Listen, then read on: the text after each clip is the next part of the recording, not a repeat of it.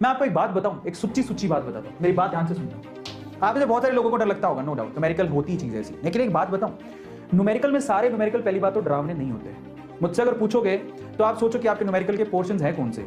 एक तो solution chapter है, एक सॉलिड स्टेट है, इसके अलावा एक इलेक्ट्रोकेमिस्ट्री है, फिर केमिकल काइनेटिक्स है, बस ये 4 ही तो चैप्टर हैं। उनमें से सबसे आसान न्यूमेरिकल आते हैं सॉल्यूशन चैप्टर के, और फिर सॉलिड स्टेट के भी ठीक ठाक होते हैं, ईजी होते हैं, और सबको पता है कि सॉलिड स्टेट में से सवाल कहाँ से आएगा।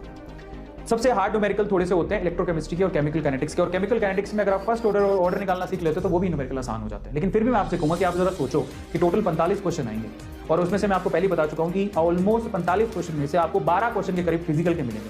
फिजिकल केमिस्ट्री आपको लगता है कि 12 के 12 न्यूमेरिकल होंगे?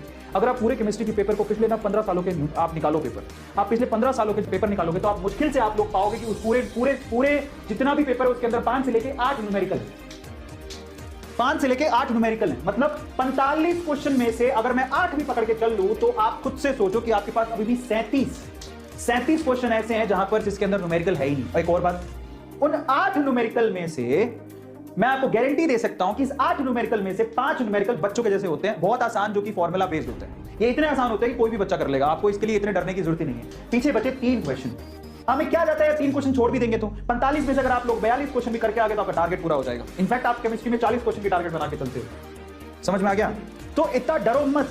और मैं आपसे कहता हूं कि अगर आपको लगता है 2-3 सवाल टफ होते हैं तो आप टफ में अपना समय क्यों बर्बाद करते हो? बेटर क्या है? बेटर स्ट्रेटेजी ये है कि आप इजी सिंपल न्यूमेरिकल करके जाओ, क्योंकि 8 में से 5 सवाल आसान आएंगे, 3 सवाल हार्ड होंगे, और 3 सवाल के चक्कर में आप अपना दिमाग मत खराब करो। अपने आप से कहो कि हाल फिलहाल मैं अपना सिलेबस पूरा करूंगा और मुझे एक्चुअली एक चीज का पता होना चाहिए। टफ न्यूमेरिकल छोड़ दो।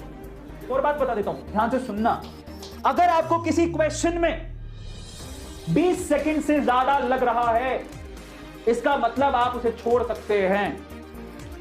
अगर आपको किसी क्वेश्चन में 20 मिनट थोड़ा कम बोल दिया, आप 30 सेकंड लेके चल दो। अगर आपको किसी क्वेश्चन में 30 सेकंड से ज्यादा लग रहा है, वो टफ है, उसको छोड़ दो, कोई फायदा नहीं। एक सिंपल मैं आपको क्राइटेरिया दे रहा हूं, आपने क्वेश्चन पढ़ा, क्वेश्चन के बाद उसके 30 सेकंड से अगर आपको ज्यादा लग रहा है उसको सोल्व करने में, तो वो न्यूमेरिकल आप छोड़ दो, बेमतलब समय बर्बाद मत करो।